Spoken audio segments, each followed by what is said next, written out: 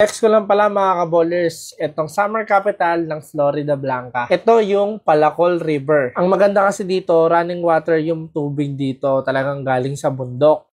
Week and wine, subukan nyo pumunta dito. Ayun na nga, nag-prepare na kami ng 4 na bibe na binigay lang sa amin ng aming tito. Alam niyo naman kasi pag nagkukumpleto yung mga barkada, matik yan, gagala yan. Kaya kinagabihan pala, nag-ready na agad kami ng mga kakainin namin tsaka lulutuin namin. Talaga namang masarap to dahil nga may kasamang dumi. Nung kinaumagahan, eto na nga, nag-assemble na kami magtotropa. Tapos dito, niluto na namin at sinangkapan yung pinakuluan naming bibe kagabi. Pagdating na nakumpleto na kami talaga, ay aalis na lang kami. Ito pala yung chef namin. Kaya maraming salamat, Chef Aljon, sa mga masasarap mong pagkain. Pag ganitong gumagala kami, hindi mawawala yung paborito kong hito. Kasi talagang napakasarap naman talaga nito. Lalo na pag meron pang itlog yan, matik, ang sarap. Tapos, lumakad na nga kami. Dahil nga, nakaprepare na kami, nakapamalmelengke ng mga aming dadalhin. Kanin, lahat-lahat. Andyan na. Kumbaga, wala ka nang hahanapin pa. At dito, papupunta pala kayo dito, merong entrance fee yata na 10 pesos. And guys, for environmental fee lang naman yun. Para, syempre, pang maintenance dito sa lugar na to. So, yun na nga guys, niready na namin yung mga gamit namin na dadalhin. Chef Aljon, pasok! Isang 3 joints dyan para kay Chef Aljon. Nandito na nga yung mga pinsan namin. Itong si Jan Reed, ito kasi yung pinakabata dito.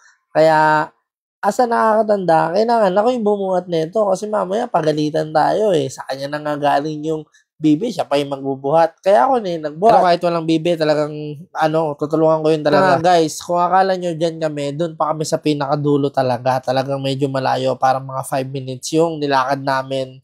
Tapos, 5 to 10 minutes yung nilakad namin, tapos puro bato pa talaga. Kasi itong Palacol is rock formation lang siya nung sumabog yung bulkan. Ganyan naman guys, paano nyo masasabing hindi masarap yung niluto ni Chef Aljon kung ganun yung mukha yung makikita nyo, diba? Ito yun, dahil napagod na kami, talagang kumain na kami. At the same time ako, talagang nagutom. Ito, favorite ko rin tong itik na to. Tapos ito guys, Boss EK, yan, diba? Luto na yan kasi sunog na eh. Siyempre, sa magtotropa, may iba-ibang pwesto. May mga sumasyat na, may mga nagsiselfone, may mga nagpapasound trip, may ibang bumababad na. Kagaya namin neto ni Boss EK kasi gusto namin ma-refresh. Same time guys, wala pala akong bisyo. Hindi ako rin nainom, wala talaga. Ang bisyo ko lang ay ang magmahal kay Trisha. Yeah boy! So yun na guys, diba ito? Nakita nyo naman, nature trip. Talagang napaganda na itong place na to. Talagang sulit na sulit pag pumunta kayo dito. Tapos ayun guys, nung lahat na, medyo nagkatama na yung mga nag-inom na yan.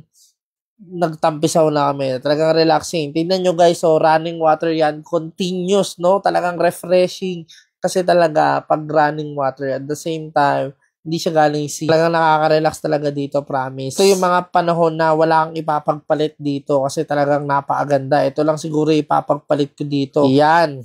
Si Erimar, binato yung cellphone ko. Pero hindi naman niya tinamaan. Nantitrip lang to eh, no? May kwakasoik. Kaya, ayun guys, medyo delikado yung cellphone ko. Kaya nag-decide ako na kunin, no? Talagang hindi mo na mapipigilan tong mga nantitrip na to.